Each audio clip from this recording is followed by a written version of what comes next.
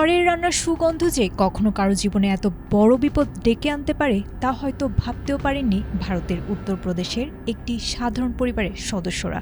একবেলার দুপুরের খাবারের আয়োজন মুহূর্তের মধ্যে যেন বদলে গেল পুলিশের হইচই আর দৌড়াদৌড়িতে। চুলার ওপর থাকা মাংসের পাতিলি যেন শেষ পর্যন্ত কাল হলো ওই বাড়ির মানুষদের জন্য।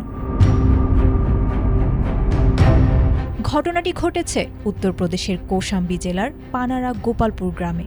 গোপন সংবাদের ভিত্তিতে স্থানীয় সরাই আকিল থানার পুলিশ আচমকা হানা দেয় ওই গ্রামেরই একটি বাড়িতে। পুলিশের উপস্থিতি টের পেয়েই পেছনের সরু গলি দিয়ে চম্পট দেন বাড়ির 4 পুরুষ সদস্য।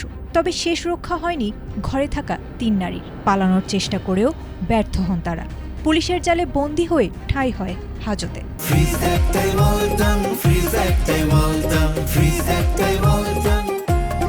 অভিযান পরিচালনাকারী দলের দাবি, তল্লাশি চালিয়ে ঘর থেকে উদ্ধার করা হয়েছে 1 কেজি কাঁচা এবং 1 কেজি রান্না করা মাংস।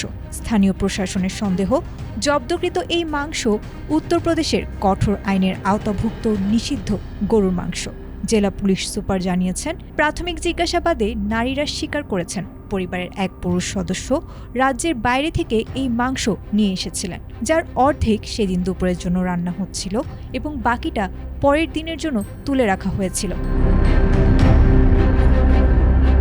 ইতোমধ্যেই ধৃত নারীদের বিরুদ্ধে উত্তরপ্রদেশ গো হত্যা প্রতিরোধ আইনের কঠোর ধারায় মামলা করে আদালতে পাঠানো হয়েছে। তবে উদ্ধার হওয়া খাবারটি সত্যি গরুর মাংস কিনা তা নিশ্চিত হতে ফরেনসিক ল্যাবরেটরি রিপোর্টের অপেক্ষায় রয়েছে পুলিশ। একই সাথে পলাতক স্বামী ও মুম্বাইয়ে কর্মরত এক আত্মীয় সহ 4 পুরুষের খোঁজে তল্লাশি চলছে। এছাড়া এই পরিবারটি এর আগেও এমন কাজের সাথে যুক্ত ছিল কিনা তা বের করতে আলাদাভাবে তদন্ত শুরু করেছে প্রশাসন। আয়েশা আক্তার, এটিএন বাংলা।